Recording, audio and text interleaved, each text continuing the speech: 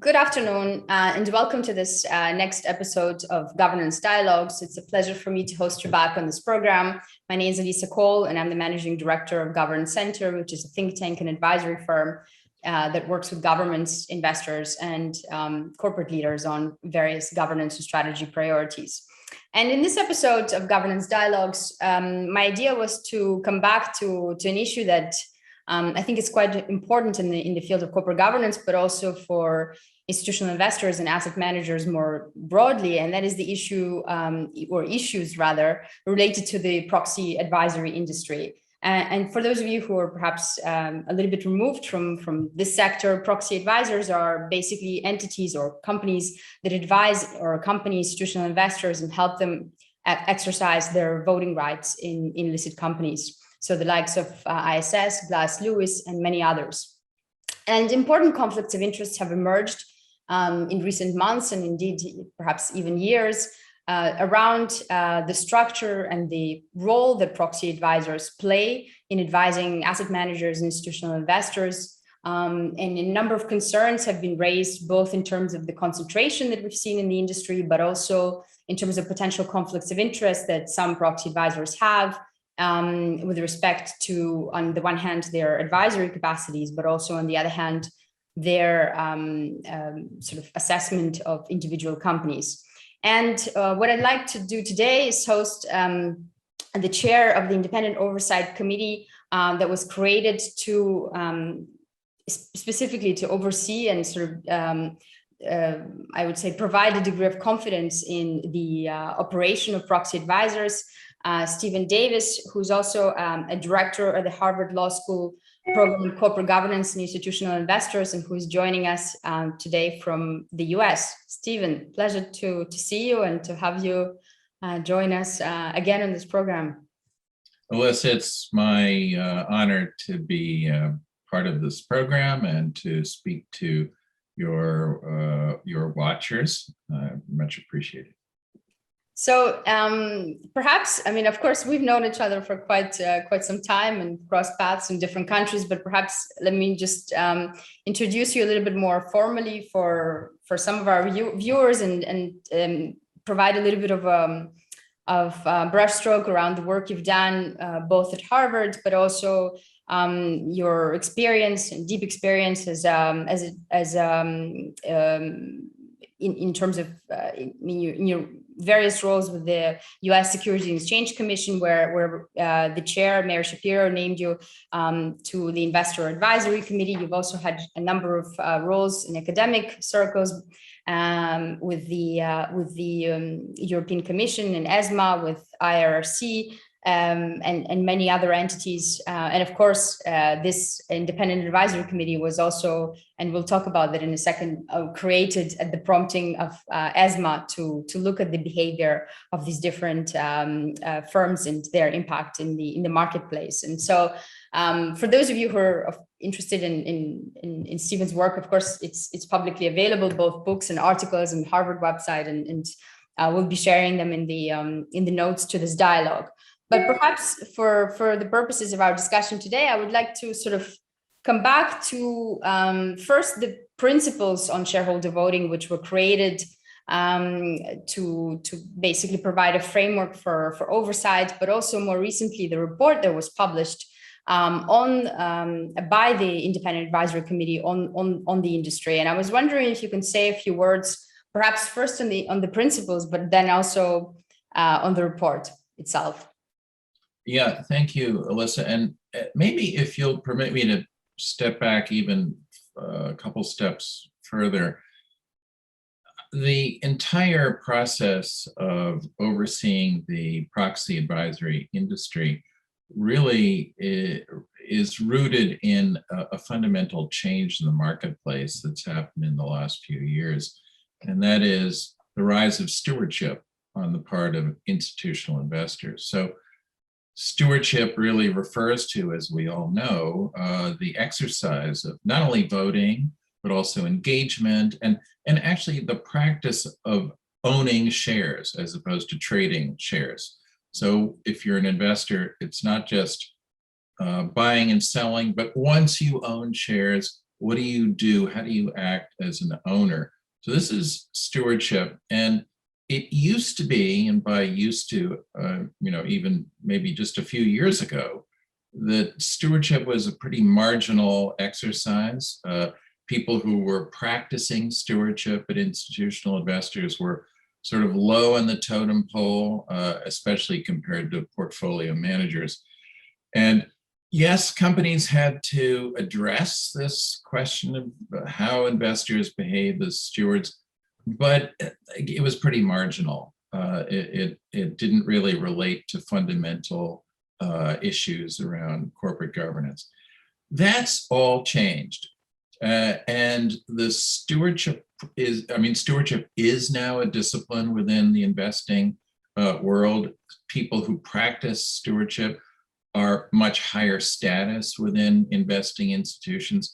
And basically it means that the decisions that investors take, especially when we talk about voting, which is our topic today, voting is now very much more important. I mean, we saw just this year that 3 directors were ousted at the board of ExxonMobil, something that would have been unheard of. I mean, really unheard of until this year. So voting now has a much more important role to play. And so behind that is the question of which resources do stewardship professionals, institutional investors, use to help decide how they vote? How do they find information? What recommendations are presented to them?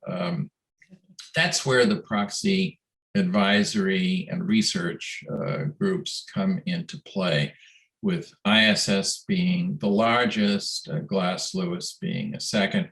There are altogether 6 proxy advisory firms that have come together since 2013 to create the best practice principles group.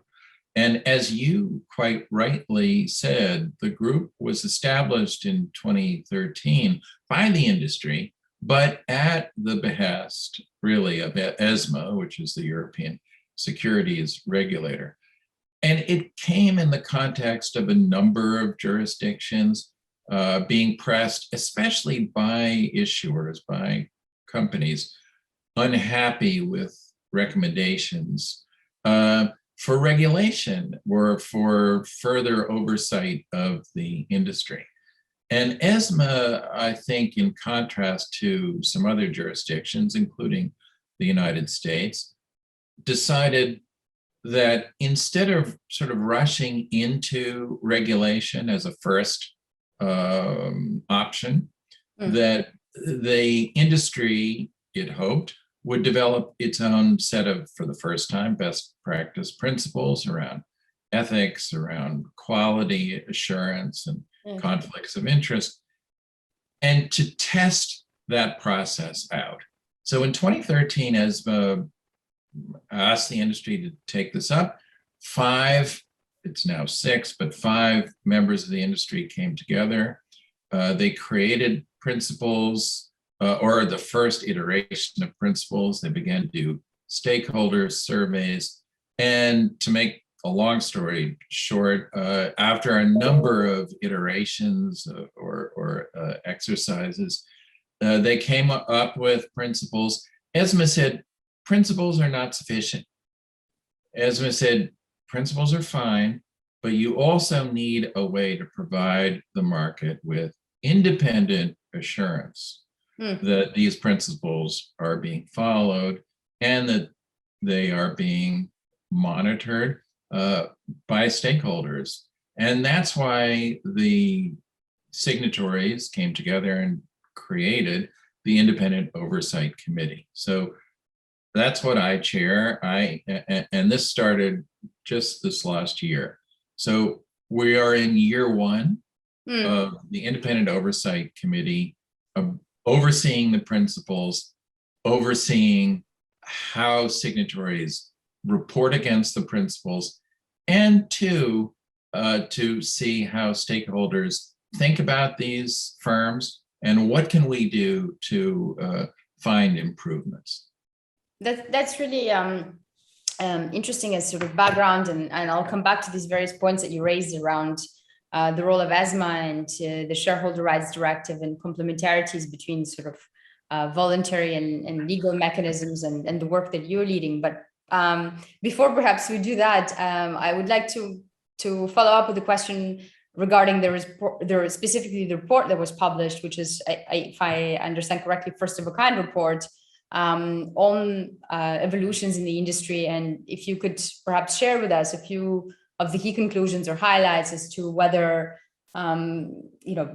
the principles that you just referred to are being followed, and what might be some of the strong and the weak points that you've highlighted in this first analysis. Yeah, our report is, as you say, the first of its kind, and it was released on the 1st of July, 2021. It may be worth mentioning that the Independent Oversight Committee itself is structured in such a way that we have, in addition to me as chair, it's composed of 11 people, 6 representing institutional investors who, after all, are the clients of the proxy firms, 3 from issuer, either companies or groups, and then 2 from academic institutions. So we have altogether quite a diverse group. And we came together and found consensus on what the conclusions that we arrived at, released on the 1st of July. I highly recommend, as I probably would, as you'd expect me to, recommend that interested stakeholders review the report. What we did in that report was set out, first of all, the history, the background, of the principles and the Independent Oversight Committee.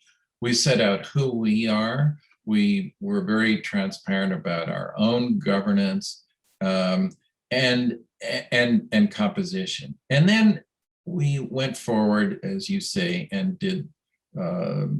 We reported on the hard work that the committee had undertaken over this year, which is to look at the reports. After all, each signatory, each of the 6, reported over the course of the year once on their application of the best practice principles. So what they did, how they applied the principles, in their own practices. So our job, the independent committee, was to look at that, each report, and to identify what were the outstanding practices among the signatories, which were the practices which we think need a lot more work.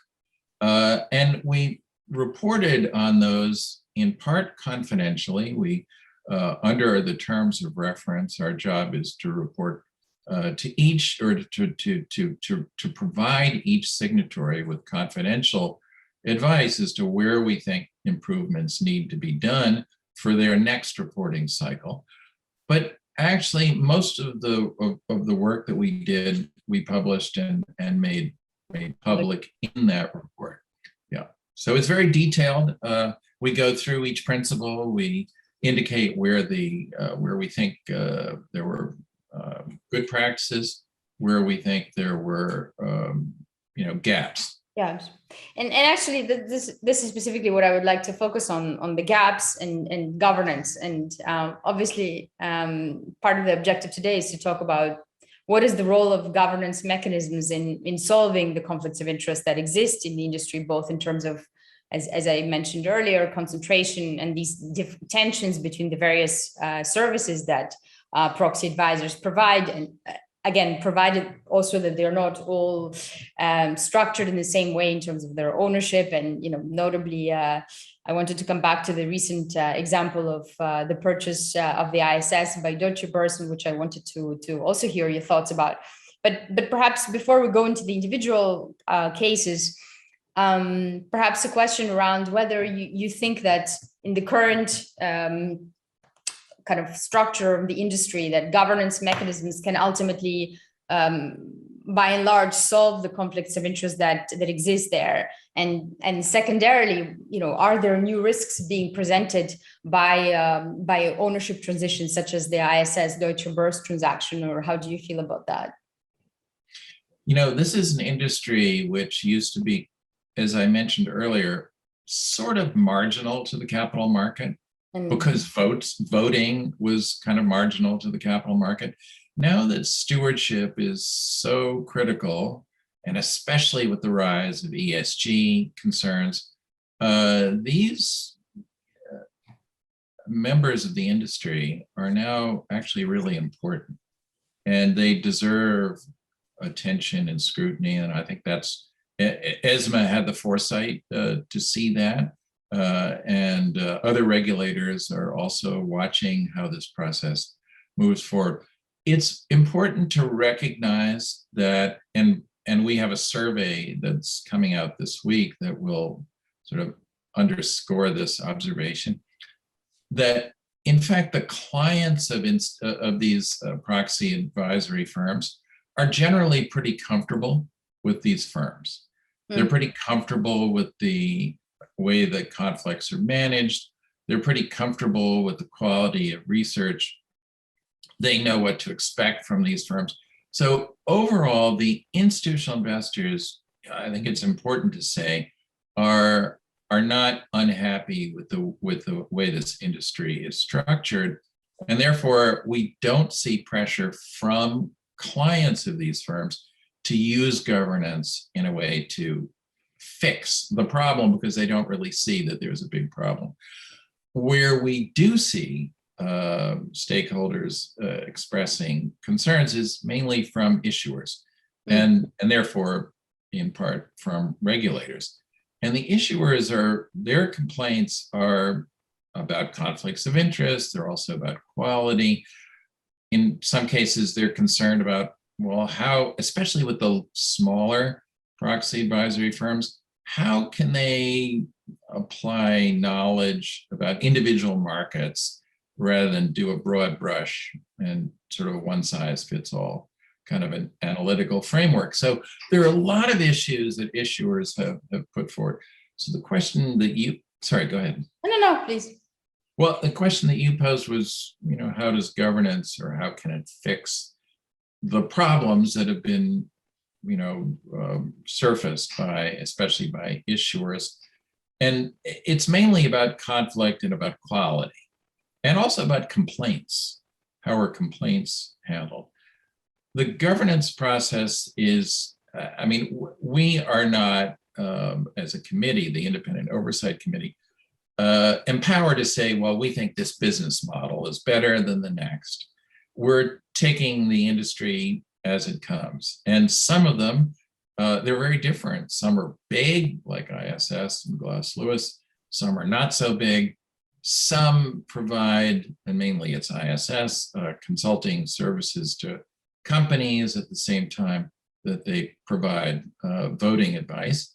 And there are other conflicts that have arisen as well. So our view is that governance can help this process through disclosure, number one. So we want to say, in fact, we recommended in our report that the advisors do a lot more reporting on their conflicts of interest, and which conflicts they don't have, but both in a way, so that stakeholders have a clear-eyed sense about what they are, and then to be very clear and very fulsome in describing how they manage those conflicts.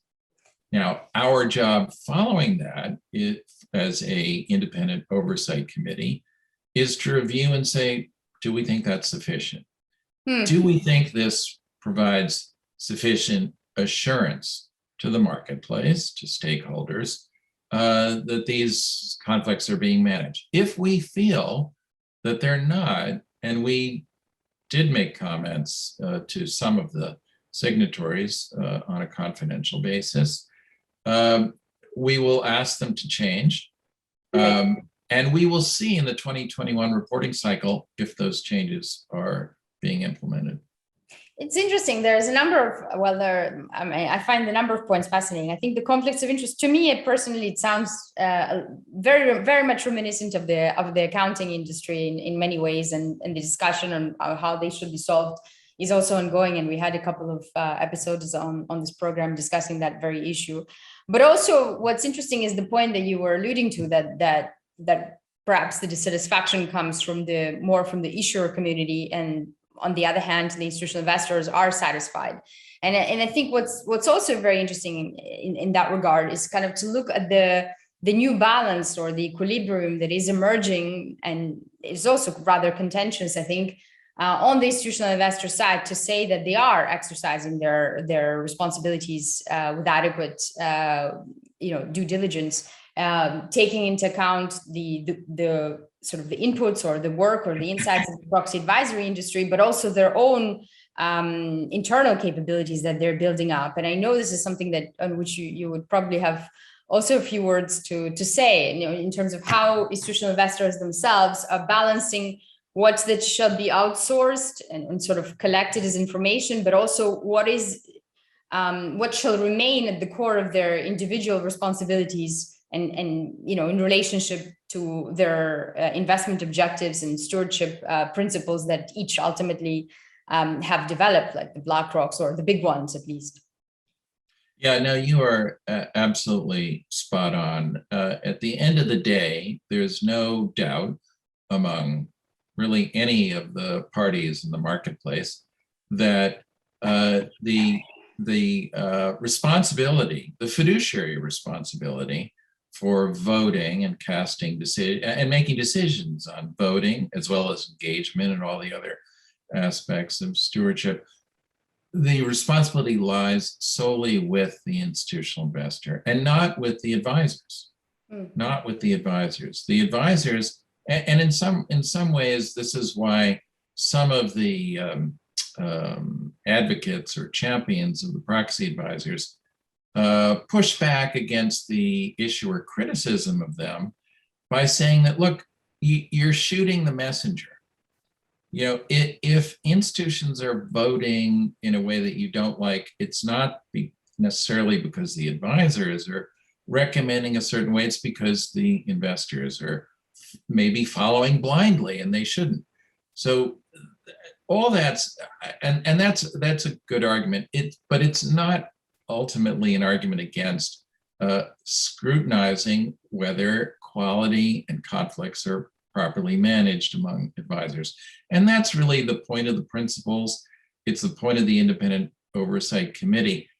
Of course, another option is to go to regulation. And there are two jurisdictions in particular. The United States SEC sought to put in far greater regulation of proxy advisors under during the Trump administration era.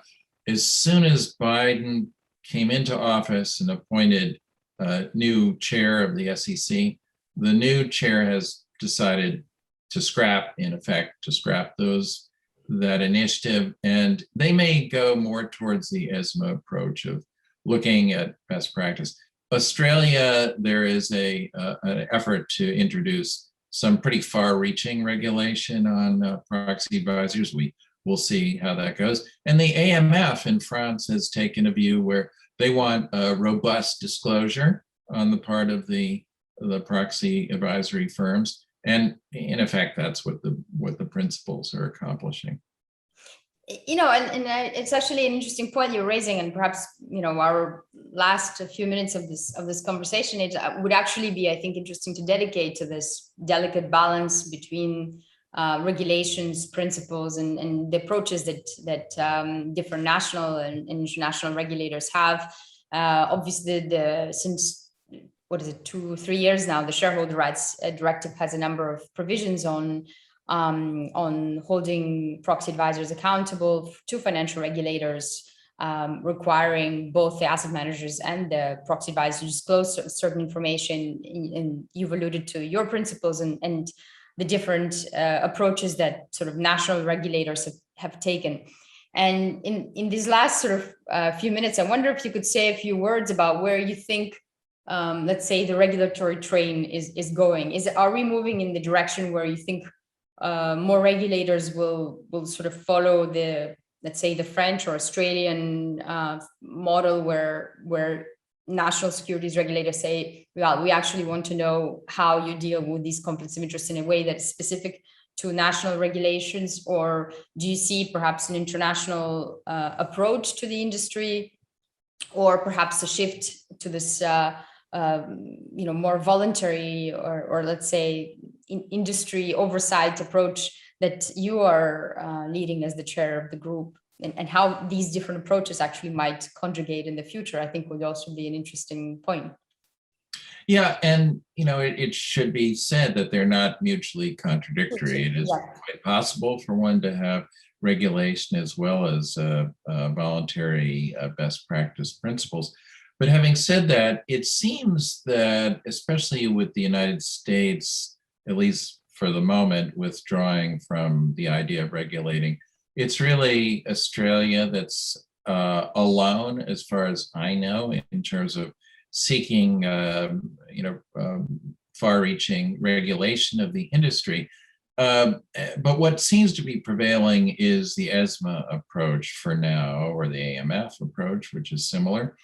And that is to let this process of voluntary principles unfold, and to see how it works out. And frankly, the jury is in a way out, but we're at least now at a moment when we've had a first round, we've had a first cycle of reporting this year. We've had a first cycle of the Independent Oversight Committee reviewing, commenting on the principles. We've said, for example, that we think the thinnest area, the area that needs the most work on an urgent basis, is how proxy advisors deal with and report against complaints that are filed against them. So we feel as if we've moved forward. We now need to see how the 2021 reporting cycle unfolds. Those reports will be issued by proxy advisors around the end of the year, perhaps January. And then we'll have another look and see whether there has been progress. And again, if there hasn't been, especially we're going to test whether there has been positive responses to our suggestions. And if there's not, then we have options. We can highlight, we can make public our concerns about a specific advisor, and we can tighten up the principles. That's another option. So I think regulators, ESMA, AMF, ESMA in particular has said that they plan to review this process in 2023. So, by the end of next year, we will be presenting, ESMA will have something to look at, to sink their teeth into, and to decide, is this process working? Is the Independent Oversight Committee doing its job? And even if it is doing its job, are the proxy advisors responding in an appropriate way? That's going to be up for regulators to decide. And if they feel as if this isn't working to the level that they expect, I would imagine they'll take action.